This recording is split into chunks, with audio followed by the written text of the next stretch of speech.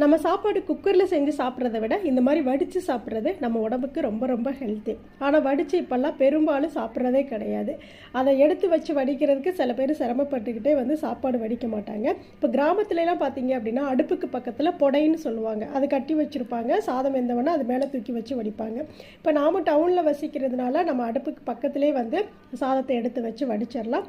இது மாதிரி ஹைட்டான ஒரு பாத்திரம் எடுத்துக்கோங்க, அது மேலே தூக்கி வச்சுட்டு நம்ம சாதம் வடிக்கிறதுக்கு தகுந்த மாதிரி பாத்திரம் கீழே வச்சுட்டு இந்த மாதிரி தூக்கி வச்சு நம்ம வடிச்சுக்கலாம். சில பேர் அடுப்பு மேலே தூக்கி வச்சு வடிப்பாங்க, அங்கே நின்று சமையலும் பண்ணுவாங்க. அது நம்மளுக்கு அவ்வளோவா சேஃப்டி கிடையாது. இது மாதிரி தனியாக சைடில் தூக்கி வச்சு வடிச்சிட்டோம் அப்படின்னா நம்ம அடுப்பில் மற்ற வேலைகள் செய்கிறதுக்கு நம்மளுக்கு ரொம்ப ஈஸியாக இருக்கும். சாதத்துடைய தண்ணியும் சூப்பராக வடிஞ்சிடும். இன்னொன்று பார்த்தீங்கன்னா, இது வடிக்கும் போது இந்த பாத்திரம் வைக்கிறோம் இல்லையா, அது சுவருக்கு பக்கத்தில் வச்சோம் அப்படின்னா அந்த பாத்திரம் நகண்டு போகாமல் இருக்கும். சாதமும் சூப்பராக